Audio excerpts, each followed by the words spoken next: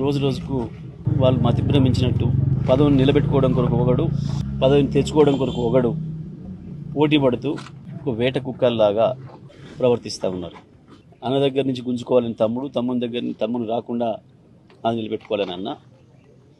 కేసీఆర్ని ఎవడెక్కువ తిడితే వాడు మనవాళ్ళం అనిపించుకుందామని చెప్పి రేవంత్ రెడ్డిని అయితే వీళ్ళు కాదన్నారు ఆనాడు.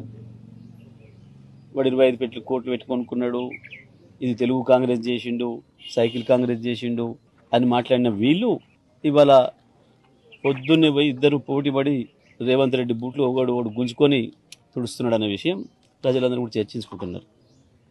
రేవంత్ రెడ్డి ఆఫీసులో అటెండర్లు చర్చించుకుంటున్నారు. మాకంటే ముందే వచ్చి బూట్లు తుడిచే పనిలో ఉన్నారు ఇద్దరు, చెరొకటి గుంజుకొని తుడుచుకుంటున్నారు అని చెప్పి గింత గలీజ్ గాన్లు వాళ్ళు కేసీఆర్ గురించి మాట్లాడుతున్నారు, బీఆర్ఎస్ గురించి మాట్లాడుతున్నారు, నా గురించి మాట్లాడుతున్నారు. సిగ్గుండాలి మాట్లాడడానికి. వ్యాపారం రాజకీయాలని వ్యాపారమయం చేసి దళారీల్లాగా పార్టీని నమ్ముకొని వీళ్ళమ్ముడు పోయి పార్టీని నమ్ముకున్న కాంగ్రెస్ కార్యకర్తల్ని మోసం చేసిన చీటర్సు వీళ్ళు మాట్లాడతారు మా గురించి.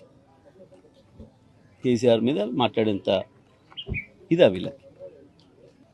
ఏ రకంగా 20,000 కోట్లకు ఆనాడు బీజేపీకి కాంగ్రెస్ పార్టీని అమ్మి ఎట్లా ద్రోహం చేసిండో కాంగ్రెస్కి ఉంది ప్రజలందరి మధ్యలో. ఇప్పుడు తమ్ముని పంపించి ఇవతల నిలబడి తమ్ముడి కోట్లేమని చెప్పి బీజేపీకి ఓట్లేమని చెప్పి కాంగ్రెస్ నాయకుడిగా కాంగ్రెస్ ప్రచార నాయకుడిగా ఉండి బీజేపీకి ఓట్లేమని చెప్పిన ఈ నీచుడు వీళ్ళకు ఓ నిబద్ధత, ఓ పద్ధతి, అసలు వీళ్ళకి మాట్లాడే అర్హత ఉందా? మొట్టమొదటి కేసీఆర్ గారు ఈ జిల్లా శని, ఈ జిల్లాకు పట్టిన శని వీళ్ళిద్దరు ఏ అర్హతతో మాట్లాడుతున్నారు వీళ్ళు?